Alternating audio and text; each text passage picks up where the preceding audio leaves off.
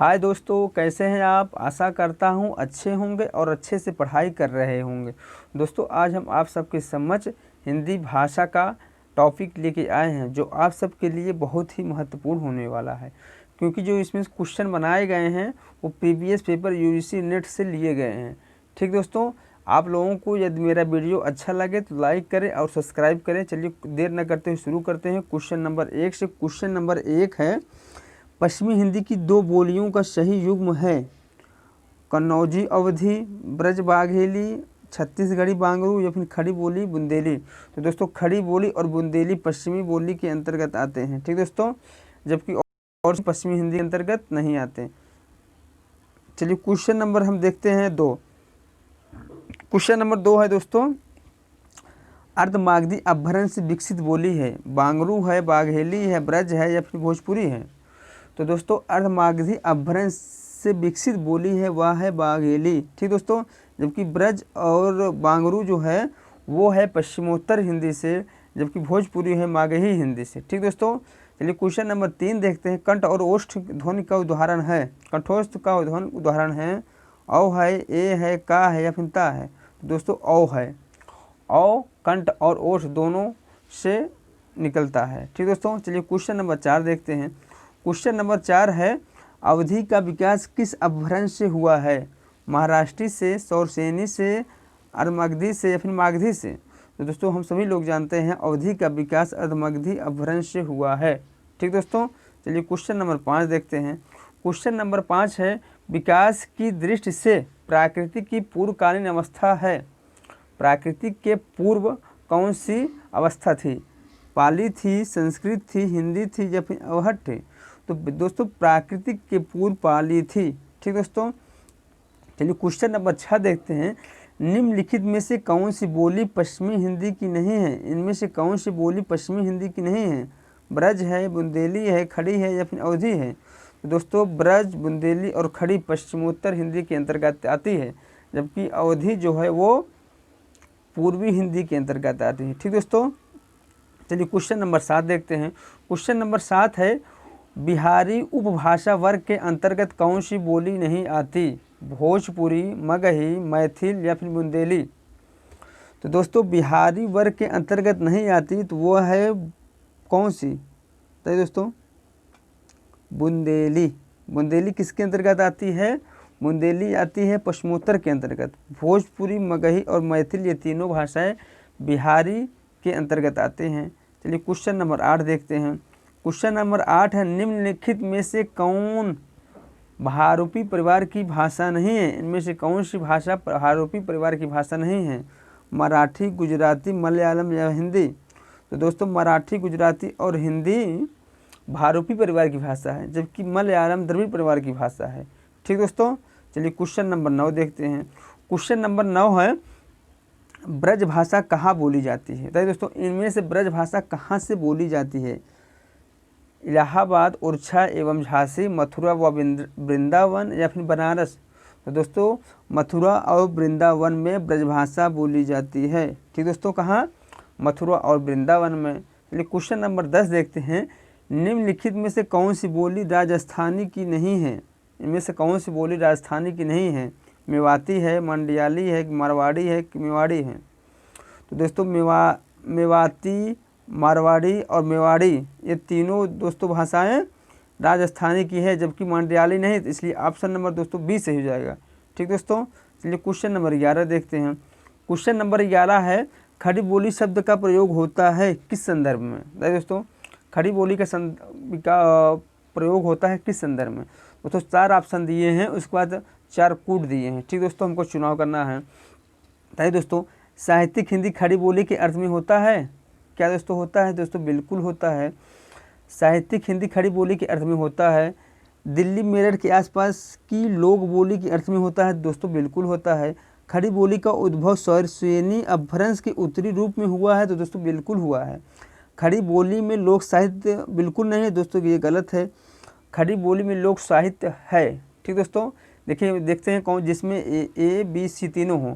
तो दोस्तों, option number 3 में ए बी सी तीनों है, तो इसलिए ऑप्शन नंबर 3 से हो जाएगा दोस्तों। ठीक है दोस्तों, चलिए क्वेश्चन नंबर 12 देखते हैं।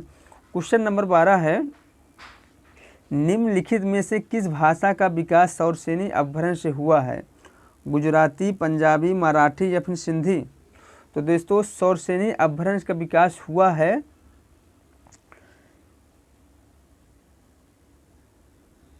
दोस्तों निम्नलिखित में से किस भाषा का विकास सौरसेनी अपभ्रंश से हुआ है? गुजराती, पंजाबी, मराठी या फिर सिंधी?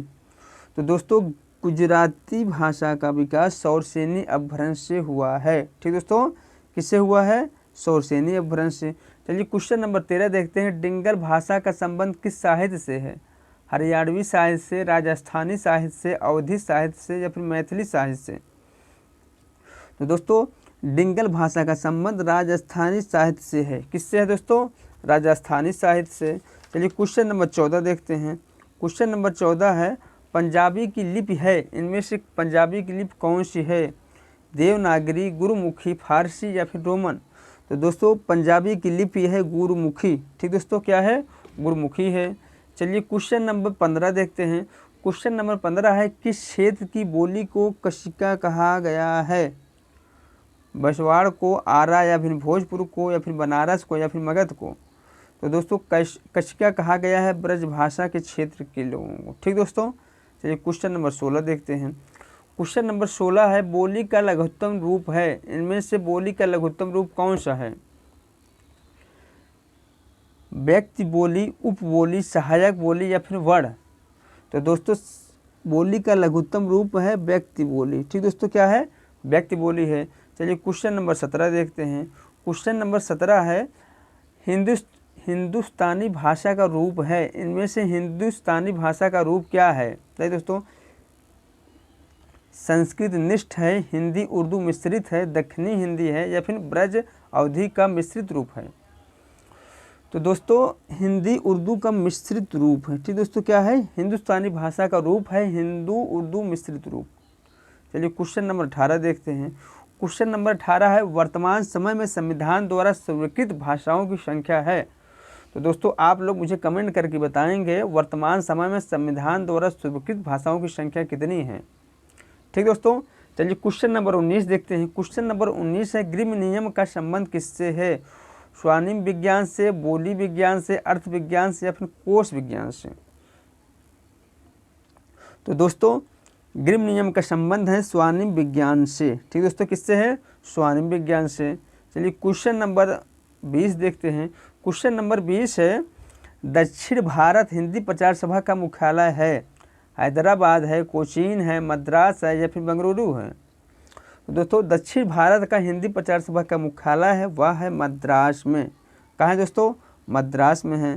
चलिए क्वेश्चन नंबर हम 21 देखते हैं। क्वेश्चन नंबर 21 है, हिंदी भाषा का प्रारंभ होता है कब से? 1500 ईस्वी से, 1200 ईस्वी से, 1000 ईस्वी से या फिर 500 ईस्वी से? तो दोस्तों हिंदी भाषा का प्रारंभ होता है 1000 ईस्वी से। ठीक दोस्तों, कहाँ से? 1000 ईस्वी से। चलिए क्वेश्चन नंबर 22 देखते हैं। क्वेश्चन नंबर 22 है, भारतीय संविधान के किस भाग में हिंदी को राजभाषा घोषित किया गया है?